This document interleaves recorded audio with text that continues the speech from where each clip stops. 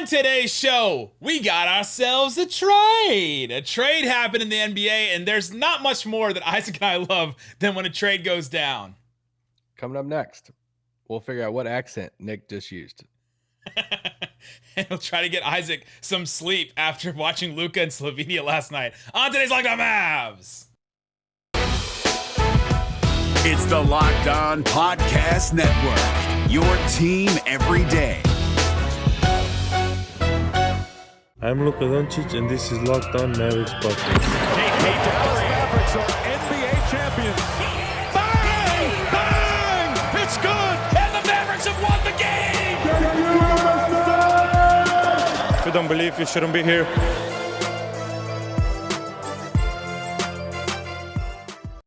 And welcome. You are locked on to the Dallas Mavericks. My name is Nick Angstadt, media member and coordinator for the Locked On Podcast Network. And joining me, as always, my co-host, contributor at Mavs.com.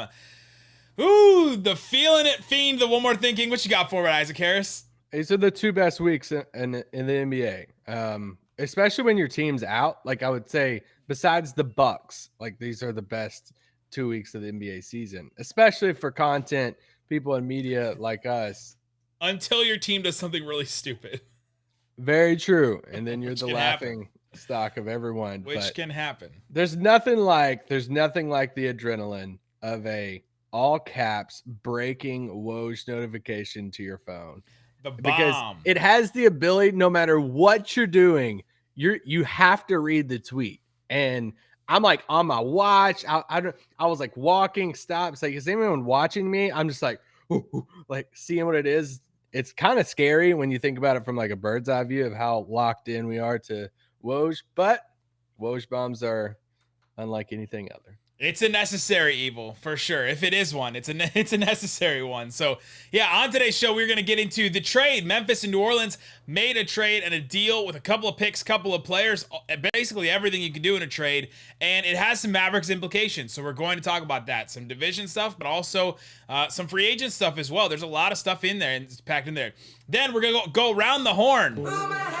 Lots of random rumors that happen. We'll decipher if those are real or if they're fake, because right now, it is peak time for I'm a person on Twitter. I'm going to say sources say and then say a thing and see if I can get some traction on Twitter. So you can get away with it right now. We should do this. We should just, yeah. You want to tweet out right now the eyes emoji? I did one during the Slovenia game. Sources tell me that Luka's tech in the Olympic game does not affect his technical count in the NBA season.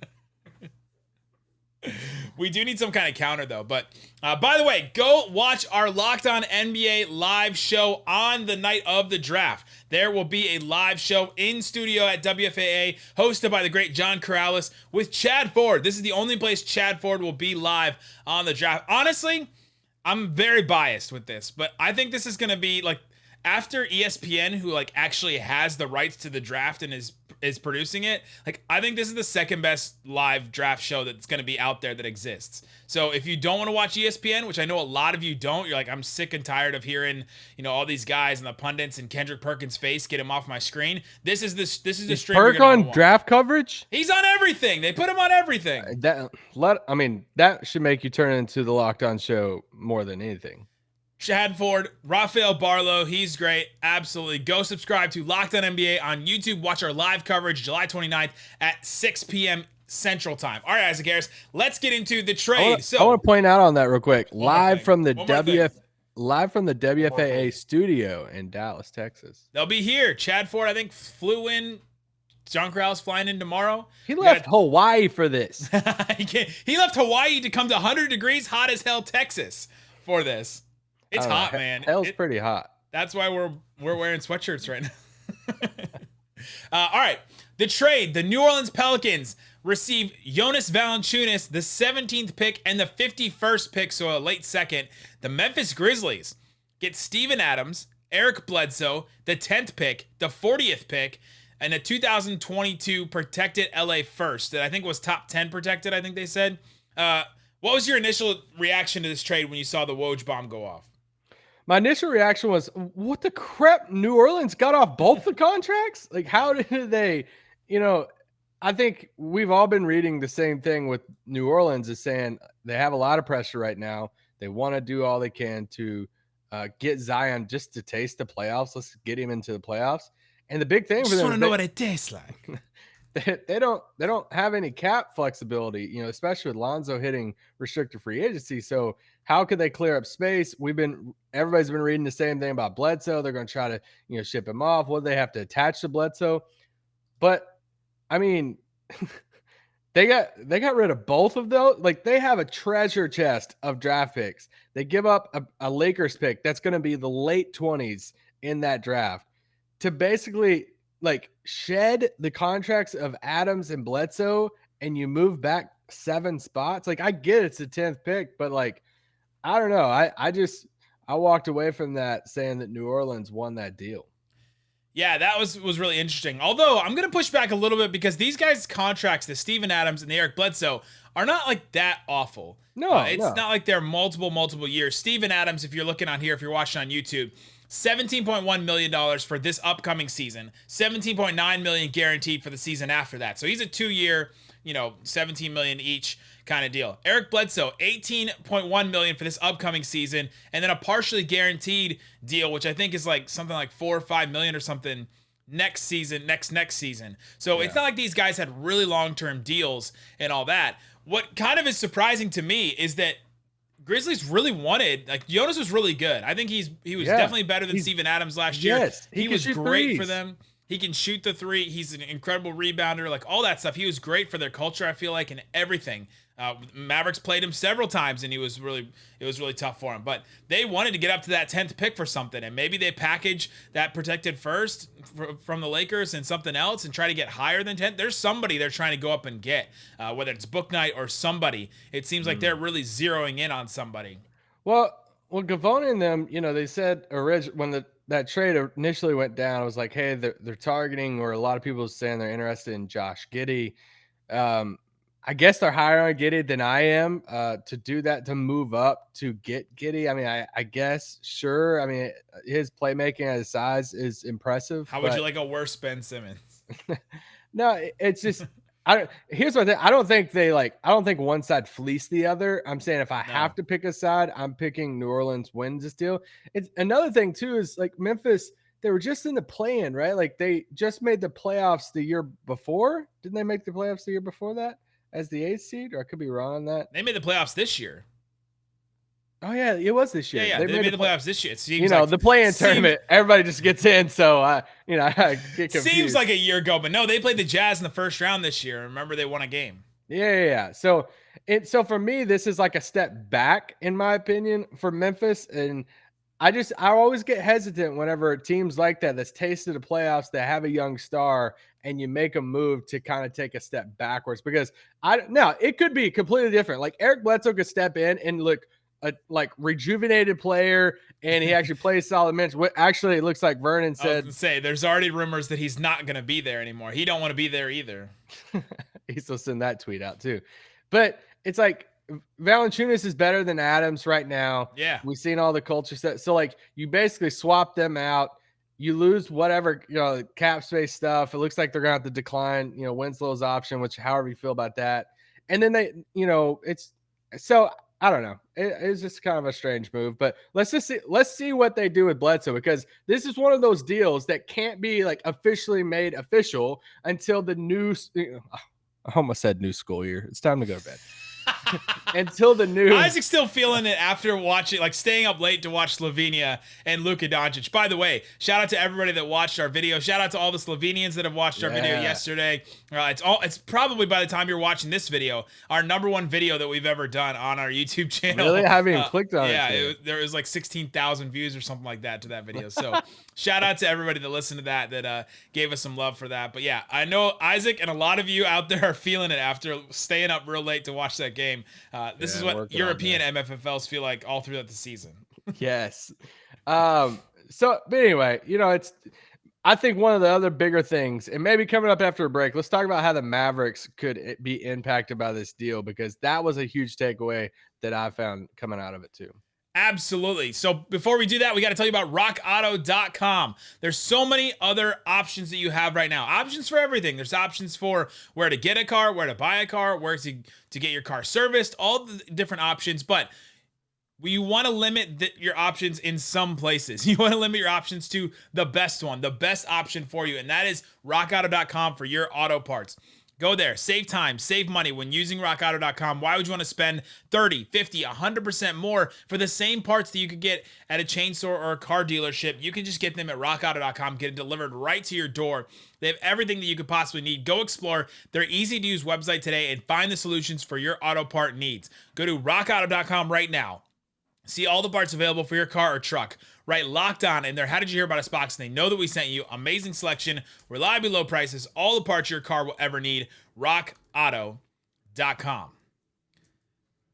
All right, Isaac Harris, let's get into the rest of this trade. So it's the Pelicans and the Grizzlies. And if you need a refresher of it, the Pelicans are getting Jonas Valanciunas, the 17th pick and the 51st pick in this draft. So they move down from 10 to 17, and then they get that second round pick. The Grizzlies get Steven Adams, Eric Bledsoe. They move up from 17 to 10 and get the 40th pick.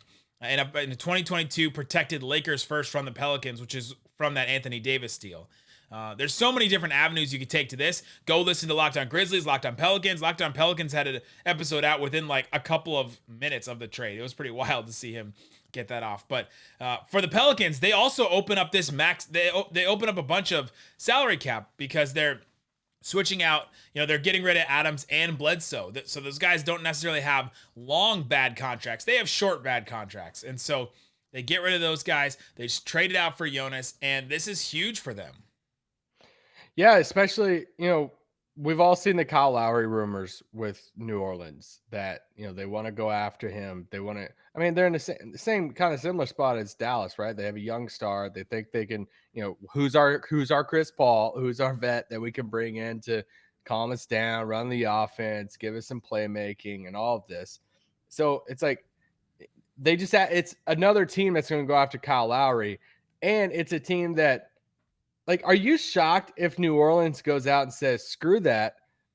We know that, like, it's going to be hard to convince Lowry to come to New Orleans over maybe an LA team that's a sign and trade or even like a Dallas or something like that. We're going to have to overpay. If they go out and offer him like 2 for $70, it's like $35 a year. And you're like, what the crap? Like, if you're Kyle Lowry, how do you turn that down at that age, right?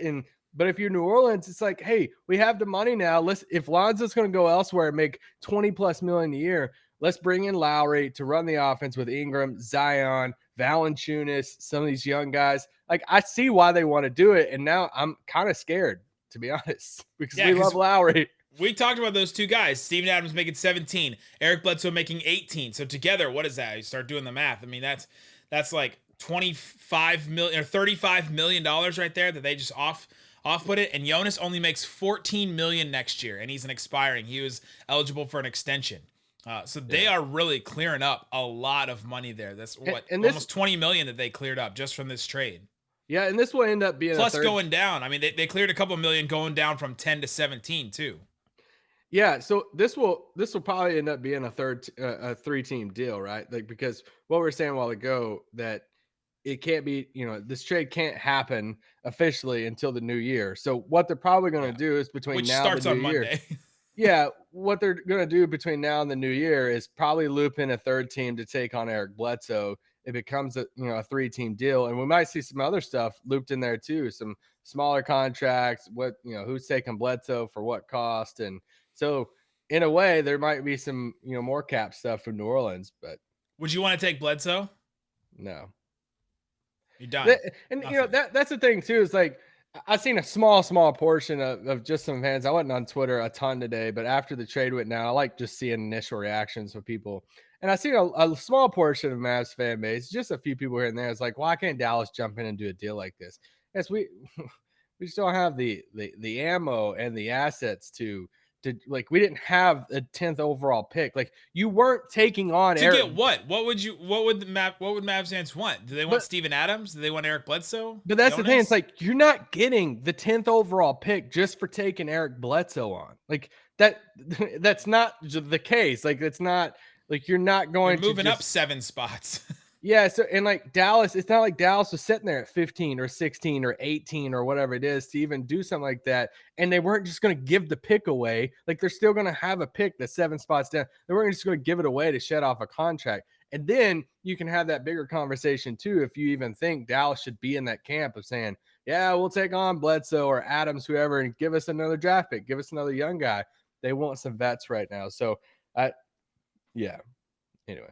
So, but you mentioned it earlier. This does have Kyle Lowry implications because the Pelicans have been connected to Kyle Lowry. There's been some rumors. The Miami Herald came out with a rumor today that the Heat, the New Orleans Pelicans, Dallas, the Knicks, and Philadelphia and the Lakers are all believed to have interest in Kyle Lowry. And Lakers? No way. Lowry would have interest in each of those teams at the right dollar amount, according to a source briefed on his plans.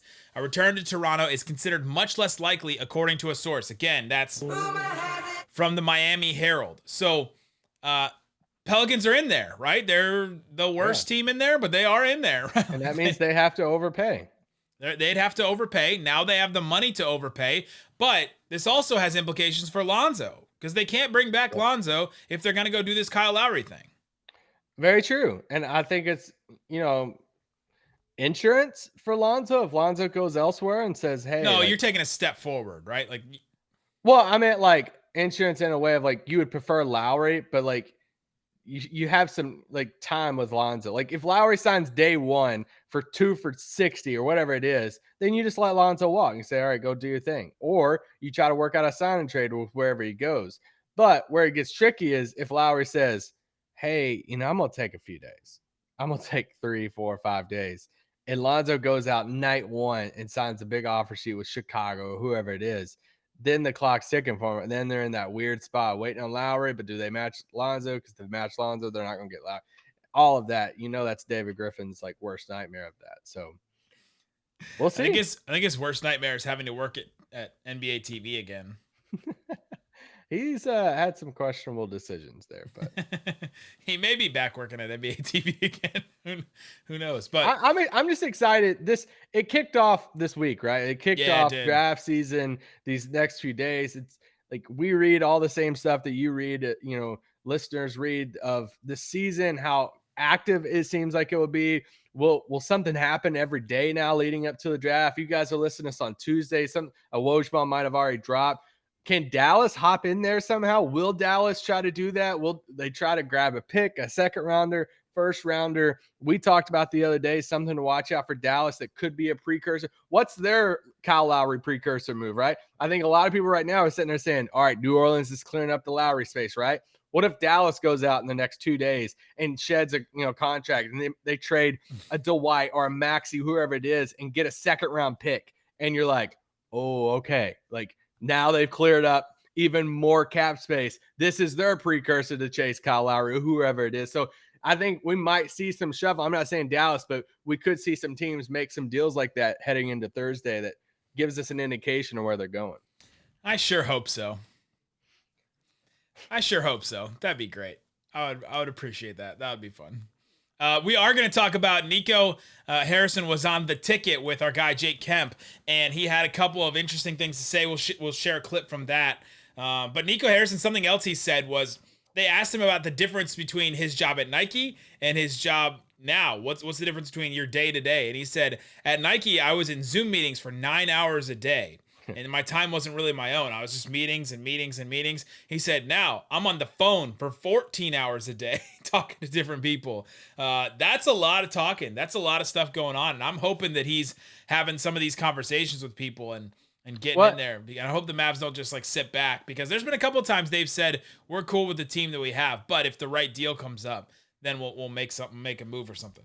Yeah, I know the clip that we're going to share in the third segment that I've seen making its rounds a little bit today, but another smaller quote that he said today in talking with Jake and the guys at the ticket was, he said, I've had these, like, they asked basically who you've been talking to in some sense. And he's like, well, it's the same people. It's just different conversations. He's like, I've been talking to these people, these general managers and presidents and agents and all these people for 19 years. He's like, now they're just different conversations. And I just imagine like what those conversations are like. I'm like, yeah, bro, we've talked for years.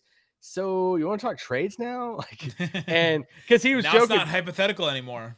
Well, he was joking too of saying, he's like, yeah, I don't want to get fined my first month on the job, week on the job. Well, they asked him about Kawhi Leonard straight up. Just, and he's like, just straight up. He's like, some of these things, he didn't have any parameters before. He could talk about any of that before when he worked for Nike. Now he's like learning the ropes and rules of these. There's new parameters in all these relationships that he's had. Coming up, let's get into that conversation with Nico on the ticket. We'll play that clip. Is Bob Voulgaris still in the front office? That he may not be. We'll talk about that coming up. But before we do, let me tell you about BetOnline. BetOnline.ag is the fastest and easiest way to put down some money on sports. You go to their website. Great pick of Shohei Ohtani. You want to put down some money on him and the Angels? Go ahead. Go ahead. He's doing some stuff, man. Oh, he's awesome. If you want to put down some money on the Rangers, you have some problems. Maybe seek help. Maybe call a hotline, something. But there is a bunch of stuff right now. Olympics. There's so many different Olympic odds right now. Slovenia in their next game, a 21-point favorite over Japan. Wow. 21-point favorite. A minus 2,500 to win the game. That's the money line on it. In comparison, USA is favored by 41.5 over Iran. That's wild. Nobody else is more than 10. France is a 10-point favorite over Czech Republic. But if you feel good on one of those odds, go ahead, go to BetOnline, use the promo code LOCKEDON, get a 50% welcome bonus to first deposit. BetOnline, your online sportsbook experts. All right, Isaac Harris, let's get into some more about this, some rumors. We got some rumors out there, and there's a couple more things. We mentioned the Miami Herald rumor, again mentioning the Mavericks with Kyle Lowry, but this one also said that Kyle Lowry would also be interested in any of those teams at the right dollar amount, which I found pretty interesting. So our Kyle Lowry pipe dream is still open and still available there. Yeah, for sure. I mean, I think especially if you have a team like Dallas, New Orleans that comes in saying, hey, we'll give you 30 to 35 a year. And, the most he can get for like LA is like 20 in a sign and trade. What is it worth 15 million to go somewhere else that you might not like? Anyway. Yeah. A couple other, the Mavericks are interested in Marvin Bagley. I saw that from who said that? A media person. I will just say a media person.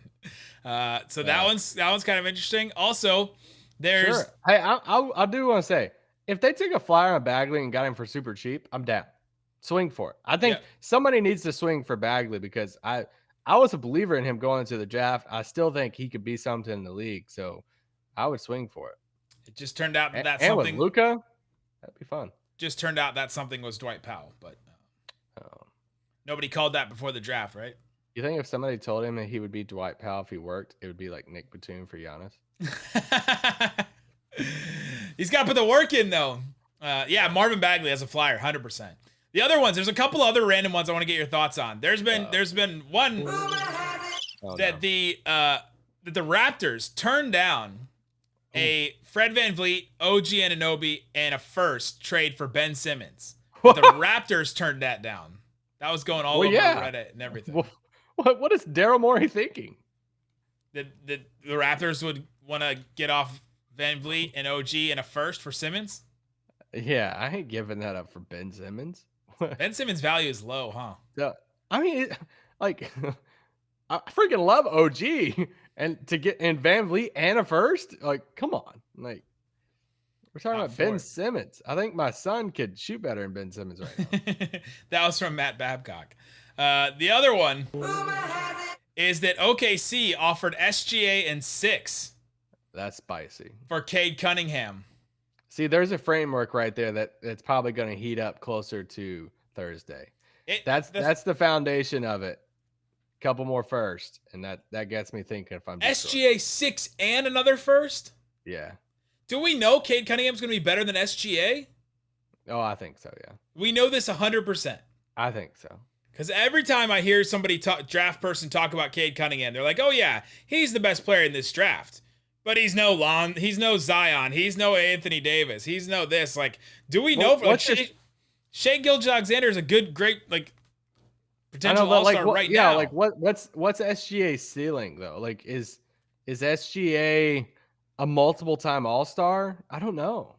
Is he? Like I love SGA. It's but probably too hard to tell because of just how like the team was terrible last year, but then they were good the year before. He was really good last year when they were good.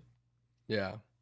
I think that's a foundation though. It gets me thinking if I'm Detroit, especially if there's another first in that. Shout out to Rylan Styles, who's probably listening right now, like really Was mad he in at favor you. of this? Ooh, that's a good question. I haven't listened to his show yet. Go check out Locked On Thunder. I need to hear that. That's the last. Poku's in the deal, and he's like, he quits. I'm out. And for that reason, that's another drop we need. For that reason, I'm out. Cade Cunningham pick and roll with Poku would be fun. The thing is, you want Cade and Shea together. If you just get Cade, like aren't you just starting all over from where you just were with less assets? Okay, he likes book night, I think too. I saw some book night stuff today, like audibly saying in an interview, I've talked a lot with OKC, went and had dinner with Presti, and they really tried to convince me that was a great city to live in, man. They really tried to convince me that there's some stuff there. It is so crazy to me how far book night has like shot up the board. I know. When I thought he was going to be like my mid-first round guy that I was going to be all about, and now he's like top 10 probably. Yeah, you always have a guy like that. Donovan Mitchell, OG. Yeah. There's been some guys in the past. I love book night. Yeah. All right. So let's get into this comment from Nico Harrison. He went on the ticket with our guy Jake Kemp. What's their show called? It's not the Musers. It's the.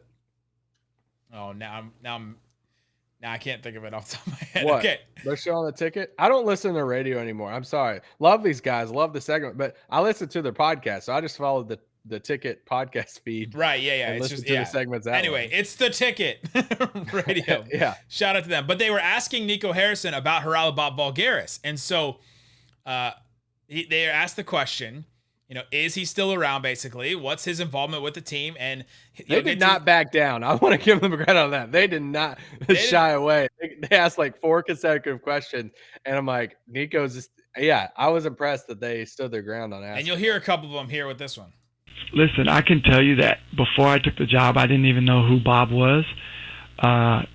Since then, I've read the articles, and I'm still trying to figure out. My priority right now is really getting through the draft and free agency, and then really after that, we'll focus on the personnel side of things. Wouldn't analytics be a critical part of you getting ready for free agency and the draft and things like that, though?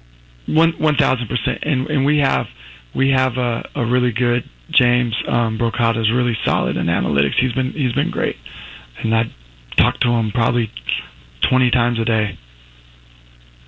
So you don't talk to Reliably? I'm sorry? Are you indicating then that you don't talk to Reliably? He's not part of your work that you're doing getting ready for free agency in the draft? No, the thing is like I understand how much chaos he's caused, and so I'm really don't even want to get into it about him. I really just focus on the people that are here and who we're working with. And again, for me, the priority is the draft, free agency, and then that's really after that's when I'll really dial into what the staff looks like. Okay, so I'm sorry to belabor this point, but so you say I'm focusing on people who are here and I'm working with. Are we then to gather that he is not there and you are not working with him? He's physically not here. He's physically not here. Title of your sex tape. They did not back down from those questions. They went in on it, and I love hearing there's the front office and the people getting asked the questions, the subject of an interview, and then us, the media that kind of ask these questions and we think about this stuff. And to hear them reading into his comments in real time was hilarious and great to me, because he's like, I don't talk to him, blah, blah, blah. And they're like, okay, so in that sentence, you basically said that he's not around and you don't talk to him in your prep, but you are talking to this analytics guy. So what does that mean? Like, they're trying to read into his stuff in real time. What did you take away from this? I mean, the one that I thought was hilarious was that he didn't know who Bob Voulgaris was before taking the job. I thought that was just kind of interesting, seeing as though he was around the Mavericks at least and hadn't heard about this. But yeah, what did you take away from this? Oh, for me, it was the chaos quote. Oh, Like for sure. That one made me audibly laugh. I was like, "Oh, Nico, he really went there." The chaos quote is this, and if somebody like got glazed over during that interview, the chaos quote is when asked about his interaction with Bob Voulgaris and why he isn't talking to him or why there hasn't been any contact. I understand how much chaos he's caused, and so I don't really want to get into it about him. I want to focus on the people here, right? So like, there's so many things in that. He caused chaos. He knows that he caused chaos. From the articles to it too, and I'm sure he's heard. Doesn't sound like it's total. Working there. No, it's not total BS at this point. And then he said, I want to focus on the people here, specifically mentioned James Brocato by name, who has been the Mavericks, head of analytics for a long time. Right. Yeah. And so he said, I want to focus on the people. He was at the presser, here. By the way, too. James was. Yeah. And so now it's like, okay, well, is Bob not there? Also, if we have Nico on the podcast, the thing I want to ask him is, why should we care about this Bob Voulgaris thing so much? Like, he's been asked this question so many times now in these interviews he's done. Should we care about it? Does it matter? Yeah, it should. It still should matter. I think it does, especially with Cato's reporting when it involves your star franchise player in Luka. That's when it took a different level. Like, if it basically like removed your head coach and front office, possibly. Like, that was probably a force with that. And if this was just a, behind the scenes reporting, he had more influence on Carlisle and decision making and trade stuff, like, that's one thing. And then that's just like he said, she said type of stuff. But when it included Luka and there's actual things in stories of him yelling at him on the court, like, who runs the team? Bob or you? He said that to his head coach. Deny that. Like, you can't deny. So once it involves Luka, that took it to the next level with the fan base of protecting your son, right? Like, whoa, like, that's our guy. That's Luka. Let's not. So that's where it took the next level. So that's why, it does matter now. And to hear him say that, now we're all analyzing every answer they say, right? I mean, I just sent you a clip the other day. Mark Cuban was on the ticket, and Cuban we do this on the podcast and we do this off the podcast, which I'm sure all of you guys are doing too. Yeah, and it's like Cuban was on the ticket. He was asked about him. He talked about the role of analytics. That was a great conversation too. But he was asked about Reliably, and he said Reliably, he is not talking for the Mavericks. He, like, people like that's just, and so it was one of those things too. I'm like, all right, well, does that mean he's still there? He's still there, or what is it? So there's just still a big cloud around this, and that's going to stay. It's not going anywhere. No. I mean, I think they're probably going to hope that once free agency dies down, we have a month and a half or so, and then like media day happens, that the hype will be. That's a false hope. It's a false hope, but what if they go out and they get a Kawhi or Kyle Lowry or something like that? They make these huge moves, and then all the stories are about that and Jason Kidd and everything. Will the media kind of forget about it, and can they just gloss over it for a while? But is that the hope? Is that the plan? Is that the hope of that? So we'll see. I don't think it's going anywhere. I think it'll constantly be, until there's some type of clarification, it'll be asked. I mean, Luka's going to be asked about it, right? I mean, we haven't even got to talk 100%. To Luka yet about it. So 100%. Callie Kaplan asked Luka about Jason Kidd. She was over there in Tokyo and asked him about Jason Kidd, and he wouldn't answer that. So if he wouldn't even answer that, like a surface level question, he's not going to answer Bob yet. And so he's going to get those questions when he comes back. For sure. So there's still, at this point, it's just going to linger on for a while. Right. The story's just going to linger. And for me, if the more it lingers, the more we're going to talk about it, the more people are going to talk about it and want to know.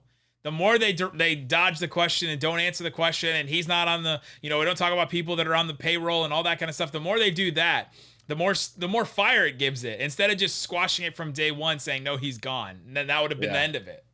And there was some Bill Simmons pod the other day, and he like casually dropped the line of, oh yeah, Harrell was fine. He'll be back. And it was like, well, what does that mean? Does that mean back with the Mavs? Back on his feet? Back on his feet. Like, I don't think he was ever off his feet. He's doing just fine. Yeah. In Greece. But so we're all in that spot. I think media's in that spot. fans are in that spot of like, what's next for her? I just had a conversation at church today with somebody about it. It's like, where is he at? Is he still at the end? I don't know. Like, I feel like I've gotten asked more about Bob Voulgaris than I have about KP, from family members to like, and I'm just going to start sending out a text of Zach Galifianakis from The Hangover. I'm just going to be like, hey, I'm telling my kids, this is who Bob Voulgaris was. Okay. This is who it is. This is who, like, so. Are you trying to say he looks like that guy? No, it's just the Vegas gambler. If no one knows what Voulgaris looks like, I'm just going to tell my kids that's who it was. I'm going to send him that guy from The Last Jedi where it was Benicio del Toro's character. That's what I'm going to send him. There you go. Guys, so much stuff. This week is going to be great. We're excited. There's rumors. There's all kinds of stuff. There was a trade that happened today. Guys, we'll be back. Thanks so much for listening to Locked On Mavs. Go listen to the Ultimate Mock Draft 2021.